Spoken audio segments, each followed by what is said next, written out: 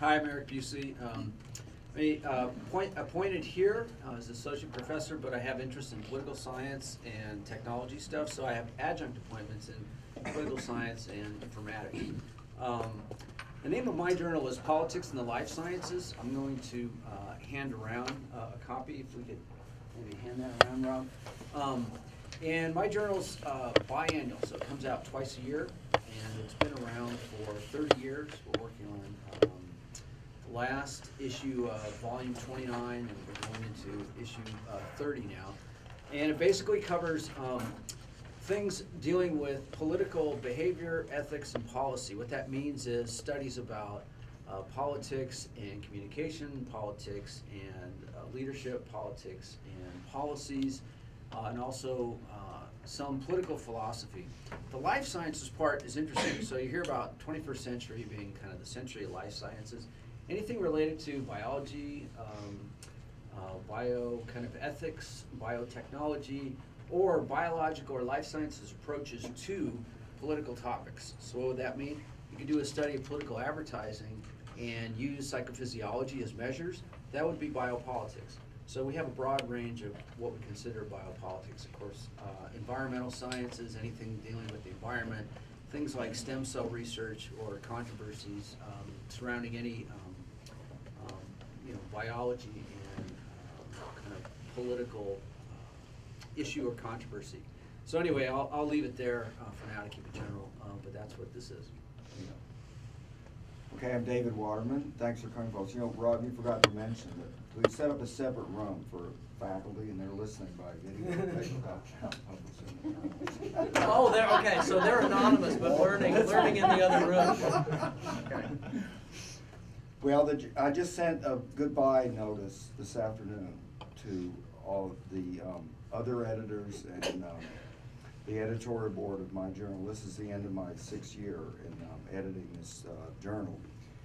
And it's called Information, Economics, and Policy. And it's been published since the 1980s. And we publish 4 times a year, about 28 articles a year. And usually we have one special issue each year. And I can never remember it all, so I'm actually going to read you the aims and scope, which is very short.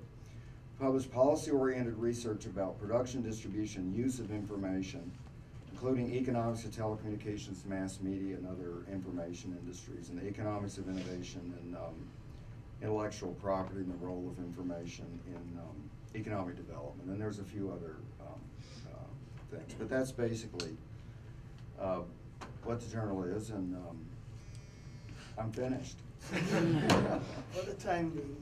I'm Harmeet Sawhney. I edit the Information Society. This journal had its origins in the discussions among a small group of scholars in Southern California about 30 years ago. At that time, Information Society was becoming more and more widely discussed, and they imagined a journal, something like Foreign Affairs, where there are scholars and reflective practitioners writing primarily to influence the practice of foreign affairs. And the journal started that way, but it evolved in a very different direction. My predecessor, Rob Kling, people think he was the founding editor. He was actually the 3rd editor. So initially the journal was very narrow, like most journals usually are, focusing on a few topics, a few kind of methodologies. And Rob's big contribution was he broadened the journal and created a very unique kind of a space, which I think TIS represents today. So when he died, he certainly died in 2003. People were asking me, certainly started asking me, because I was a deputy editor, what was his vision? And that made me think. The more I thought, I realized he didn't really have a vision. It was an attitude, and it was a very open kind of an attitude. So he would consider manuscripts from all different types and places, different methodologies, as long as they had a certain conceptual payoff, and they showed certain sensitivity to the context within which information technology develops, which unfortunately both things most journals, most of research doesn't pay attention to. So I think I've carried on the same ethos. I've probably broadened the journal scope, and I love the space. I loved it before I became the editor. I love it today. My journal is Media Psychology, which is, it's the first journal in media psychology. I think there are 3 or 4 now. And its first issue came out in 2000, so it's not a very old journal. And it publishes articles that talk about the psychological processes that enable the media to influence people and society broadly. Okay. David, I think, mentioned, just to define terms that might be new to people, David mentioned co-editor, deputy editor, editorial board. Describe what those are. What are those things to people who might not know? Well, it really varies by journal. I think we have sort of an unusual structure. There are actually 4 editors of the journal, 4 principal editors of the journal, of which I'm one, and decisions are more or less autonomous for each one of the editors. I'm the coordinating editor, which this sort of makes me like chair of the group, and I assign articles to different ones of the editors, and I coordinate special issues and deal with all sorts of complaints and appeals of articles and things like that. And the structure from there is that, and this is common of journals, is that they're the principal editors, and each one of our principal editors has 4 or 5 associate editors that they work with. And so I assign an article to one of the principal editors, and that principal editor will reassign that article to one of the associate editors who will handle the review process. And usually we have 2 reviews, sometimes 1 review, external review. And then the associate editor makes a recommendation to the editor, the principal editor, who makes a decision about whether to invite a revision and resubmission of the article or whether to reject it. And also as editor, I screen articles that come in, and we reject, most of them by me, but some of them by the other editors, about half of the articles we receive without having an external review. But the rest go through that process, and all the journals have different names for different types of editors and everything like that. It's good to figure it out. I don't even know if it's written down anywhere the way you do this. It's kind of bizarre. Anybody want to? Well, I'll just to the part of David's journal organization that he said unusual is the same. In media psychology, we have 4 co-editors or 4 editors. The part he said was normal to have associate editors. We don't have any associate editors. So we have 4 editors, one of whom assigns the articles out to the other editors, and then those editors invite the reviews and make the decision and autonomously. And then at the end of every time we have an issue due, we just go into the hopper and see who accepted what and make and put them into the issue. So that's the way media psych works. Others? Yeah, I think the way journals are organized, they vary, the terminology varies, but the underlying facts are the kind of area they serve, the nature of the area they serve, and the personality of the editor, because it's ultimately like a little workshop. So in terms of TIS, we serve an extremely broad areas. So right from artificial intelligence to digital divide, a whole range of areas. So we have to work in a very decentralized way. That's the only way we can function. So we have 50 associate editors. So once a manuscript comes in, if I think it's worthy of getting reviewed, then I choose one of the editors, I ask them, and then they choose the reviewers, and so it's a decentralized process. Because I would myself never know people, say a topic comes on some unusual topic, I would not know whom to ask to review. So I have to depend on a very broad range of associate editors. We have a kind of a similar philosophy, but we call it by something even different. So I'm the editor-in-chief. I don't like the in-chief part. But we have contributing editors, one for peer review and submissions, one for electronic publishing, one for reviews. And basically, I kind of think of these as my associate editors. My associate editor for reviews and submission handles the assignment of all the manuscripts to reviewers. And reviewers sometimes will be members of the editorial board. That's kind of the understood role of the editorial board. Sometimes you have members of an ed board that are just kind of very senior and well-known in the field, so you don't ask too much of them. So sometimes, in addition to the editorial board, there's ad hoc reviewers, and that's where usually your first experience with the journal is in reviewing on some ad hoc kind of basis. And if you do enough of that, the editor might ask you eventually to be on the editorial board. And I don't know what the policy is with the other journals, but once you start to be published in an area, that starts to qualify you to be a reviewer. And that can sometimes happen before you get a PhD. And so that's something to kind of just keep in mind. You might be asked once in a while if you are seen as having a specialty in a particular area to review a manuscript. Oh, I wanted to say one other thing. David mentioned this idea of desk rejections. So the editor is kind of responsible for determining whether a manuscript is appropriate or not. This goes into the acceptance rate. And you guys can correct me if it works differently in your journals. But say if you get a certain number of manuscripts in, and half of those aren't appropriate for the journal. You reject them before you even send them out for review. Well, that goes into your overall acceptance rate. So the acceptance rate looks a lot harsher than it actually is sometimes, because you're rejecting a lot of them just on the basis that they don't fit the journal's mission. The ones that actually get reviewed have a higher chance of acceptance. So journal communication in our field, for instance, has an acceptance rate of about, I don't know, 10 or 12%. But that, in part, that's determined by articles that are just rejected out of hand. Is that the way you guys work? Yeah. I don't think the rejection rate means that much, really, because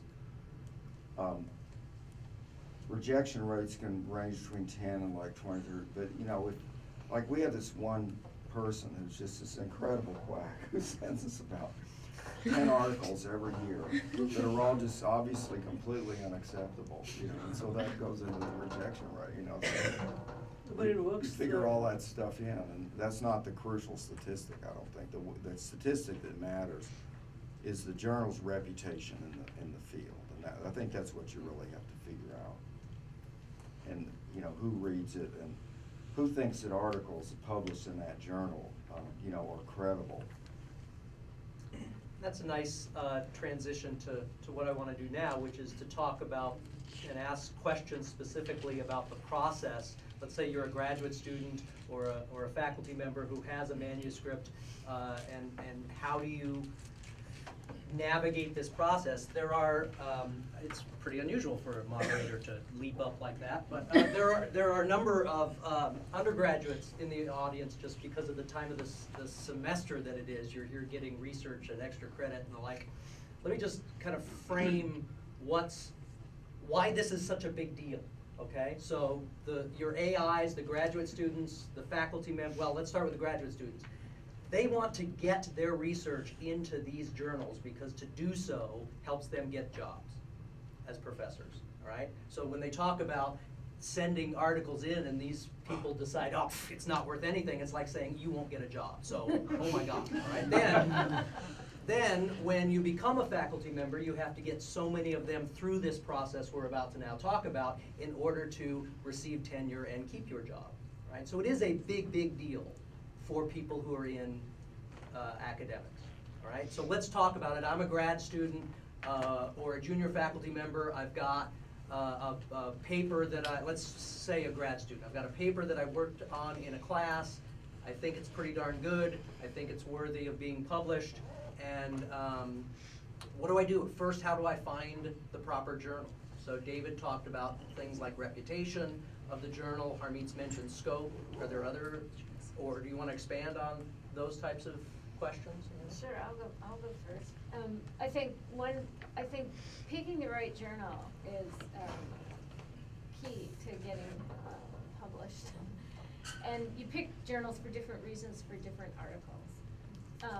One reason you pick them is because you think your paper is within the scope of the journal. And that's what they're talking about when they talk about something's just not going out for review. And if you go to journal web pages, you'll find a little paragraph that says, we publish articles on. And then there's a little description what they publish articles on. And if your article isn't on those things, then you don't wanna send something to those journals. And one way to figure out what good journals is to look at your own reference list for the paper you just wrote and see what journals you're pulling articles from. So if similar papers to yours, or papers on that topic, are being published in these 4 journals, then those are journals for you to go to the webpage and look at. Another thing is some journals take database papers, some take theory papers, some take either. So you want to be sure if it's a database journal that you're sending them a database paper. If they don't take theoretical reviews, you don't want to take them. More and more journals are being very picky about things like number of pages and setup of the article, and you should go to the webpage of the journal you want to submit to and read all the things, all the information for authors. There's always a place to click, information for authors, and it tells you how long the paper should be, how it should be formatted, what they like to see.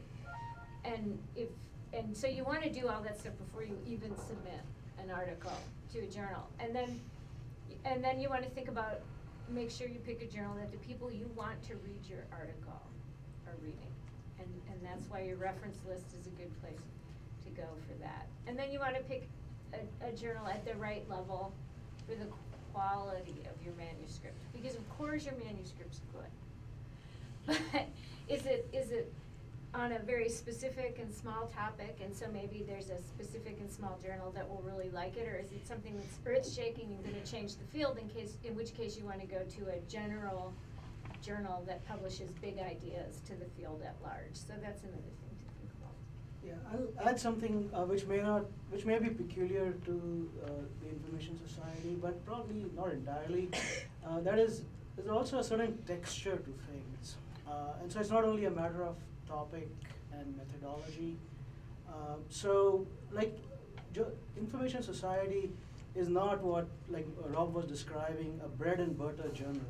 You don't have to publish in it to make a record. So like in most disciplines, there are certain journals, like you are in business school, MIS, you have to publish in MIS quarterly, and there's some journals like of that kind. But it is nice to publish in TIS because it gets you the recognition. And if you look at the impact factors, Information Society stacks up pretty much as the top journals in communication and other related fields. So like 1.11 impact factor right now, and for a 5-year it's 1.73 or something like that. These are very good numbers. But from an editor, it's a very sweet situation, right? So I don't have to publish, I don't have those kind of pressures where people feel they have to publish. So, and it also gets the journal outside the disciplinary molds and the formatting requirements and the way you organize the article. So a lot of exciting research occurs on intersections of fields and on the edges. And often when people do something unusual, they find it difficult to get themselves published in the main journal in the discipline. And the Information Society becomes a very nice venue for that. And we actually encourage that kind of activity. So along with it comes a certain textural thing. So we cater to a very broad audience. So we are not necessarily interested in a specific area you're talking about. You say, I'm doing subsection this of this topic.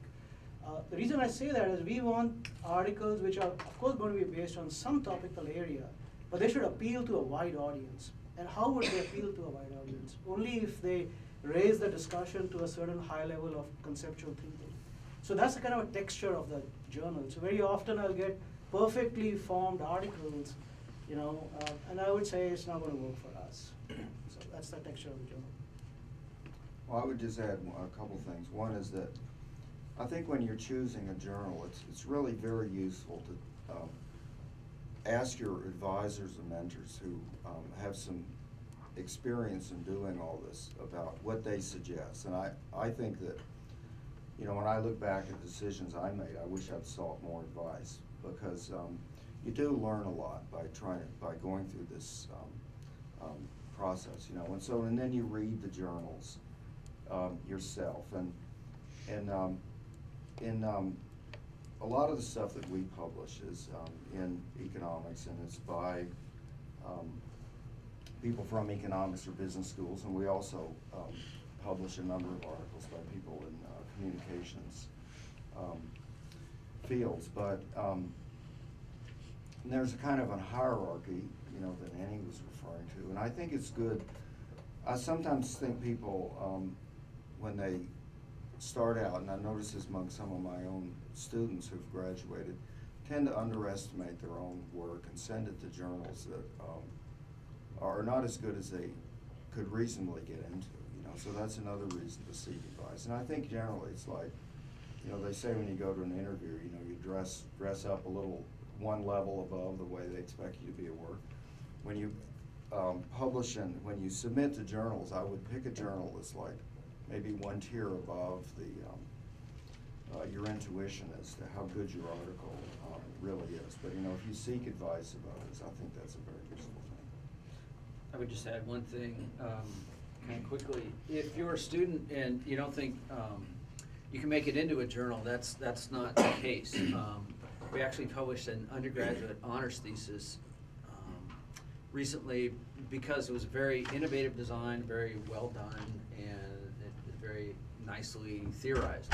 So to us, it doesn't matter what your degree is or what stage in the process you are. If you have a nicely done study that's well elaborated that fits the journal, you know, we'll consider it and give it due consideration.